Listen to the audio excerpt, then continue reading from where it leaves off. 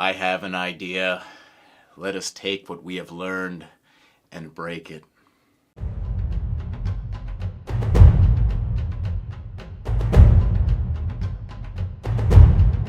Greetings, Chromatic Warriors! Smashing! Today,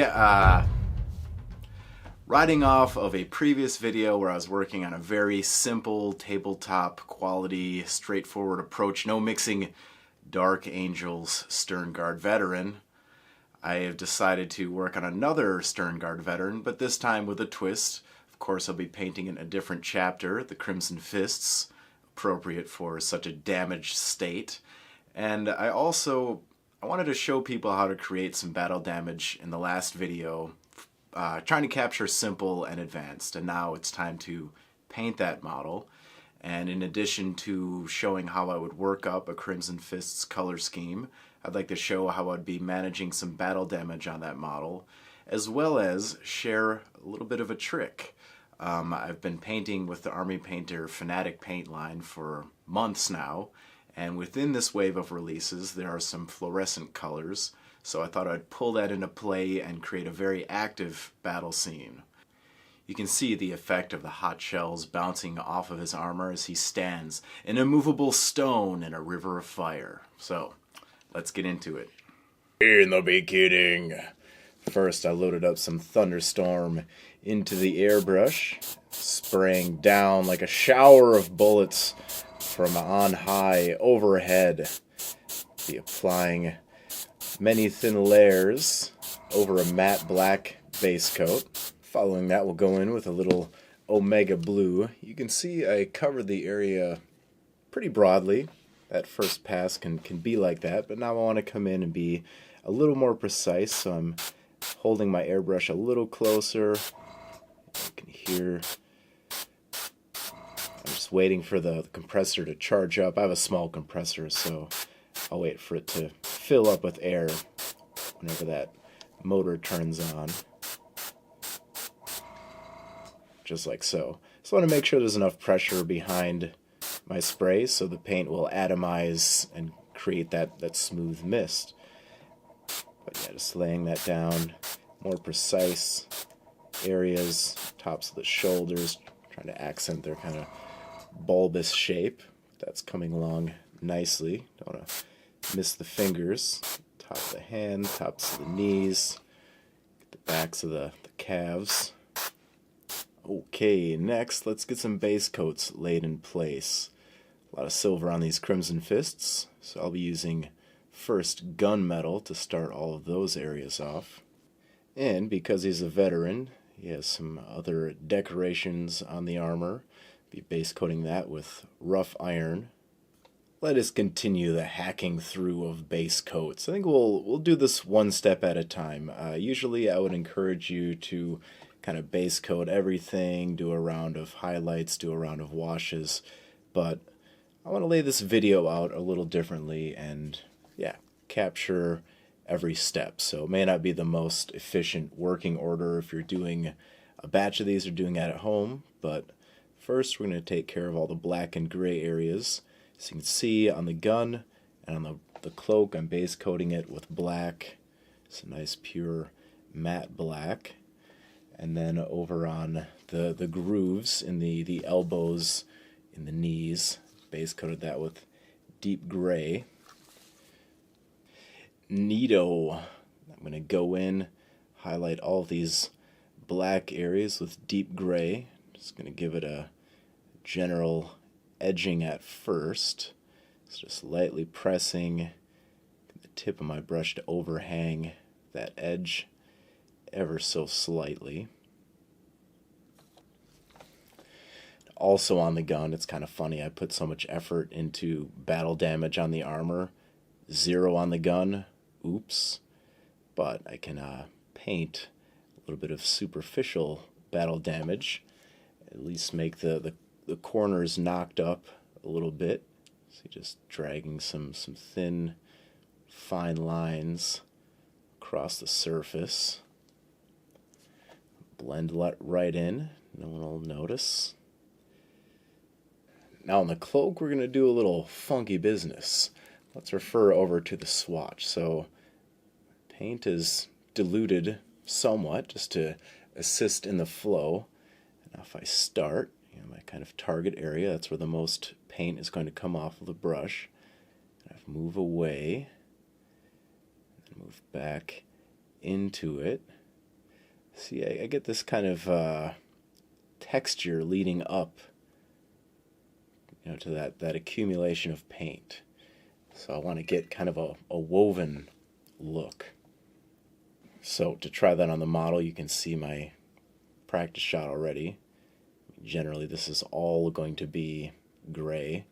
As it reaches critical mass, I'll just blob it out there.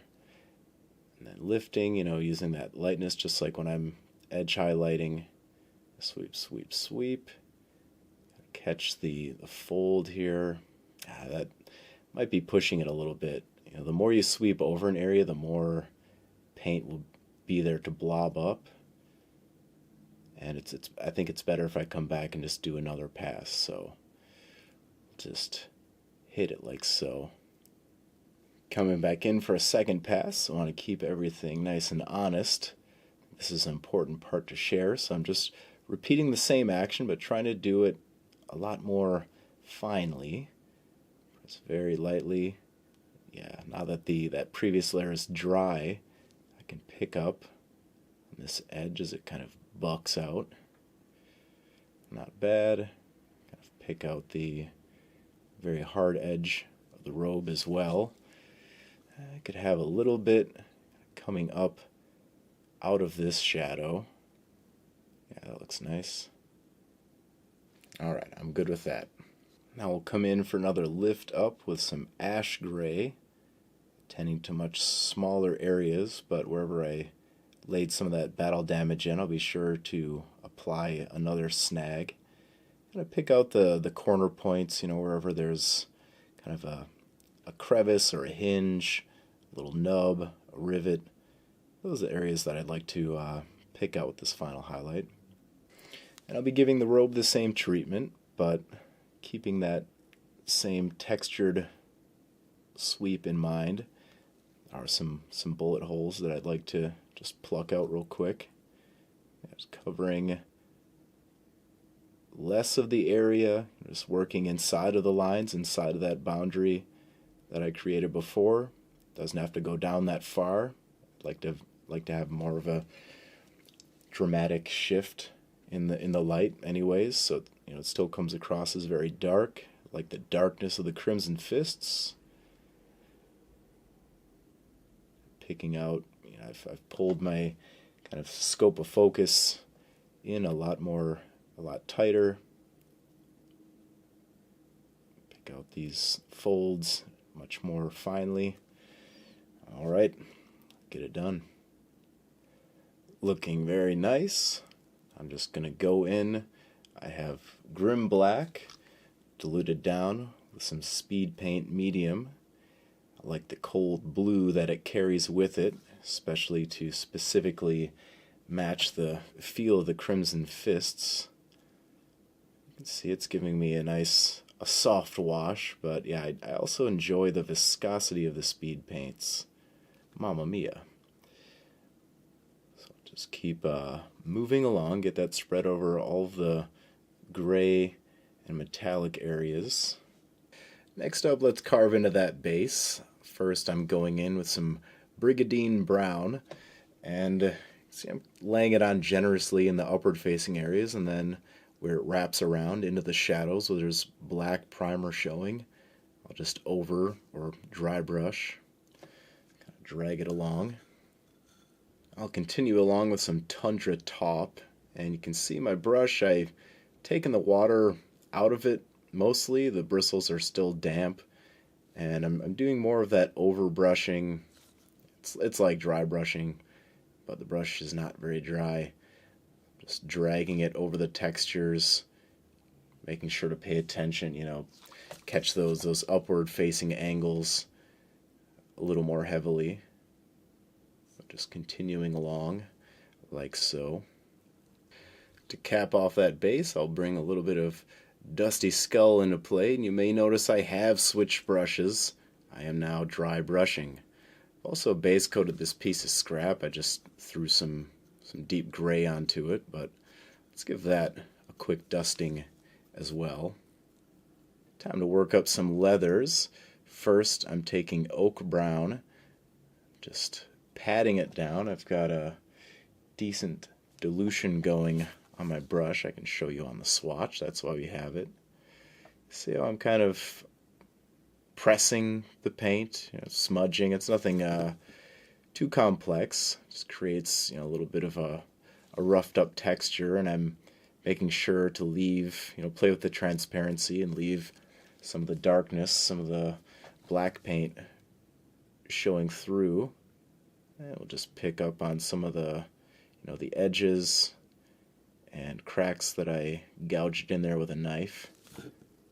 Following along after that splotching, I'll go in for a sharper pass of leather brown. You can see I'm being a little careful about the placement. I really want this to translate as a rough, cracked leather. Crimson Fists, they don't do the fancy stuff, and that kind of sets them apart. I like the drabness, straightforward nature of them, so having the equipment slightly used as such, a little rough. There's a reason I chose that the Crimson Fist would be the battle damaged example model. I ramble, but you can see what I'm up to. Just pulling some leather brown into play. Just very delicate hair-like stripes, scratches, and dents, as I often call it. Alright, let's finish it up. Let's talk about those parchments. You can see there's already a base coat laid down, a little time saving. It's Prarie Ochre. Now I'm bringing some Barren Dune. See, I'm laying it down in sort of a segmented form. I want to accent the crinkle, and it's a very similar to the cloth. Where I start out in one area, the loincloth we were painting earlier. I work down, I run out of paint, I get a finer take, accent the crinkle. I'll also take that Barren Dune, drag an edge highlight into play, real quick, just running around the parchments. Time to pull that squiggle touch into play, just pressing very lightly. I'd like to etch some murky prayers onto the purity seals, just like so. Little waves and jumps here and there. Word. And now I'm going to take a little bit of Desolate Brown speed paint. This has been diluted down with the speed paint medium. I threw about a third of the speed paint mixture into this. That'll tint down the purity seals. And also, couldn't help myself, trying to be a little efficient. I'll use this to cover all the brown leathers. And to wrap up that purity seal, I'll go in with some pale sand. Just kick up the edges, accent the creases and breaks. Just a little more dancing on the razor's edge. And also, I had false started and kind of started to... And also, I didn't mean to start with the metals. I just wanted to start base coating the model initially. But while I have this Desolate Brown out, let me first lay a highlight of true copper. All of these significant badges of honor. And we'll also give those brownish metallic areas the same treatment with that Desolate Brown. Let's cap off those metallics with a little touch of the shining silver. Just pulling out all the edges, all the silver areas, all the brown metallic areas. Everything that's shiny gets a little touch of the silver. And it can't be a Crimson Fist without the telltale Crimson Fist. In this case, it's a pair of fists because this model's a veteran. So that's how they get a little bit fancy over at the Crimson Fists chapter house. A little red glove. So first, laying down a coat of dragon red. To highlight that perfect crimson red, I'm going to be a little selective. been enjoying choosing these bottled colors and creating very specific recipes. So I'm using Angelic red to highlight the dragon red. You can see it goes in sort of a warm salmon tone direction. Make sure to line this multiple times, pick out a little bit of my applied battle damage, get a nice saturated, bold edge highlight. And now I'm going to go back in and apply some Slaughter Red. And once again, I've diluted it down with some of the Speed Paint Medium. I have about a 50-50 mixture of the two ingredients.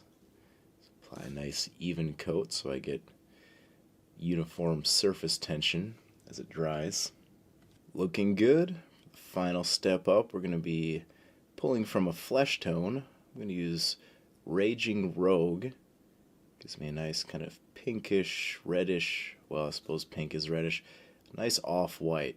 If I apply it very sparingly, might want to lick the brush to assist. There we go. Very sparing amounts, just kind of bump it up on those sharp edges where it belongs, but letting that, that main defining crimson of the Crimson Fist really shine through. It is a careful choice, Chromatic Warrior. The colored lenses of the Space Marine. I want to be codex correct, so after referring to the artwork, various artworks, I've come to the conclusion that Crimson Fists have yellow eyes, so Daemonic Yellow will be laid down first. Right now, I'm applying a very slim highlight of Ice Yellow. From there, a very faint amount of Nuclear Sunrise from the Speedpaints range. Very fun name. Once all of that is dry, I'll go back in with the Ice Yellow, drop just the faintest of highlight facing forward. Perfect. Welcome to the fun zone. Finally, this is the reason that I built this model, the reason I created the last pair of videos, is to try this approach to battle damage out, a little more of an actively impacted look. So you can see some of the mess I've made around on the rest of the model, just taking pure black, adding to the damaged sections, making sure the bullet holes are filled in with darkness, creating some spider webbing cracks coming off of those areas. Just a little bit. There's a lot more to do with the following stages, so just keep that in mind when you're adding all of the black areas. You're going to have to be doing a lot more work to those spots. One thing I want to add, though, it's very fun to, like, this model has a direction that he's facing, and I wanted the incoming fire coming from the opposite direction.